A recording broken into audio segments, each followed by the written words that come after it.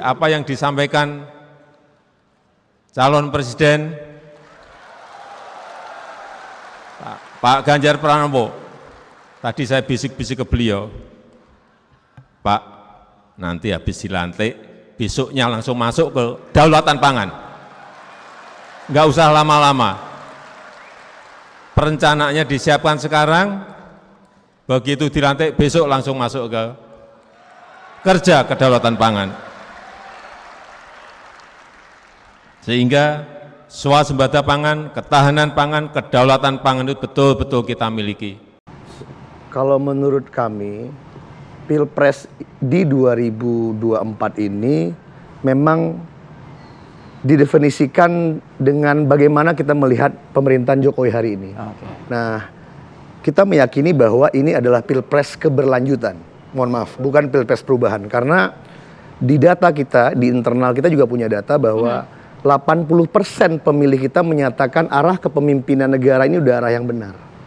Dan kalau di squeeze sedikit lagi memang 75% puas. Nah, saya harus mengklarifikasi di sini bahwa Ganjar Mahfud itu adalah sama-sama berada di camp keberlanjutan.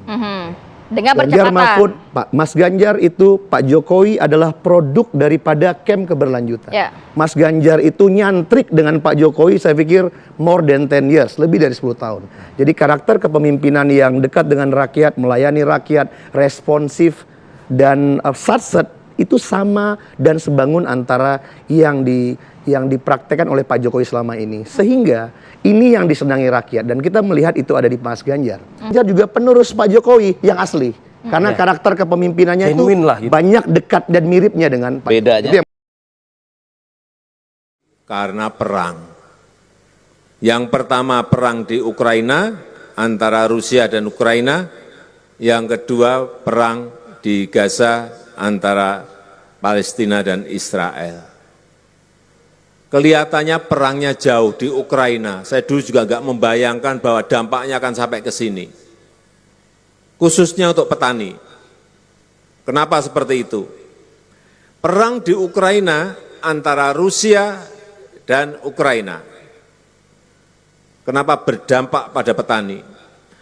Karena 5 pabrik pupuk yang kita miliki, 5 industri pupuk yang kita miliki, bahan bakunya itu dari Rusia dan Ukraina. Karena perang, kapalnya tidak bisa membawa bahan pupuk untuk berlabuh ke semua negara. Tidak hanya Indonesia. Sehingga harga pupuknya menjadi langka dan harganya naik. Ada problem di sana, supaya kita semuanya tahu ini ada permasalahan apa. Ya, sebenarnya sejak awal kami berprinsip bahwa kita sebagai bagian dari partai koalisi tentu mendukung penuh kebijakan Pak Jokowi. Lepas dari pemahaman bahwa harapan kami adalah sebagai presiden tentu Pak Jokowi sifatnya netral. Sehingga Pak Jokowi tidak dimonopoli oleh siapapun, tapi secara fakta bisa diungkapkan sebagai presiden yang akan selesai jabatannya lalu diteruskan oleh calon presiden yang memang sejak awal adalah bagian dari barisan Pak Jokowi, termasuk Pak Ganjar Pranowo. Said bisikan Jokowi ke Ganjar bentuk dukungan di Pilpres 2024. Apa yang disampaikan calon presiden Pak Ganjar Pranowo, tadi saya bisik-bisik ke beliau, Pak, nanti habis dilantik, besoknya langsung masuk ke daulatan pangan. Nggak usah lama-lama. Perencanaannya disiapkan sekarang, begitu dilantik besok langsung masuk ke kerja kedaulatan pangan. Sehingga swasembada pangan, ketahanan pangan, kedaulatan pangan itu betul-betul kita miliki. Ketua DPP PDI Perjuangan Said Abdullah menilai bisikan Presiden Joko Widodo atau Jokowi terhadap bakal calon presiden atau capres Ganjar Pranowo untuk menjadikan kedaulatan dan kemandirian pangan sebagai bentuk dukungan di Pilpres 2024. Pasalnya Jokowi tak hanya menyampaikannya secara personal, melainkan diungkapkan juga saat berpidato di Rapat Kerja Nasional atau Rakernas 4 PDIP pada Jumat. Dari sini fix no debat dan tidak perlu tafsir ganda atas dukungan beliau kepada Mas Ganjar sebagai calon presiden, ujar Said dalam keterangan tertulisnya di Jakarta pada Minggu. Menurutnya Jokowi sangat paham siapa penerus estafet kepemimpinan nasional yang orisinal, dapat memahami karakter dan watak ideologis serta cara juangnya. Sosok tersebut, sambung Said, ada pada diri Ganjar Pranowo. Selain Ganjar tentu saja imitasi, ucapnya. Ketua Badan Anggaran DPR RI itu melihat di dalam rumah politiknya. Jokowi tentu saja tidak perlu mengobrol untayan kata puja dan puji sebagai sangat berbeda dengan cara Jokowi bertemu di luar rumah politiknya yang perlu ada pembuka kesopanan dengan untayan puja-puji. Di rumahnya sendiri di PDI Perjuangan, Presiden Jokowi perlu mengajak seluruh stakeholder atau pemangku kepentingan untuk bekerja keras, melakukan kerja politik nyata untuk menjalankan agenda kedaulatan dan kemandirian pangan.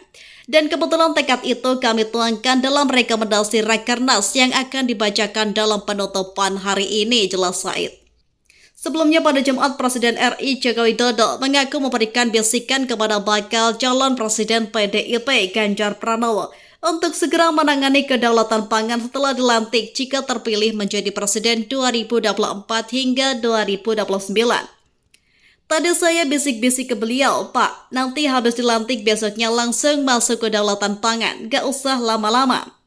Perencanaannya disiapkan sekarang, begitu dilantik besok langsung masuk ke kerja kedaulatan pangan, kata Presiden Jokowi kepada pembukaan Rakernas 4 PDIP di Jakarta pada Jumat. Presiden berpesan agar Ganjar Pranowo yang kini menjabat sebagai Gubernur Jawa Tengah tersebut untuk menyiapkan perencanaan dari sekarang dalam mengantisipasi krisis pangan sebagai dampak dari perang Ukraina dan Rusia.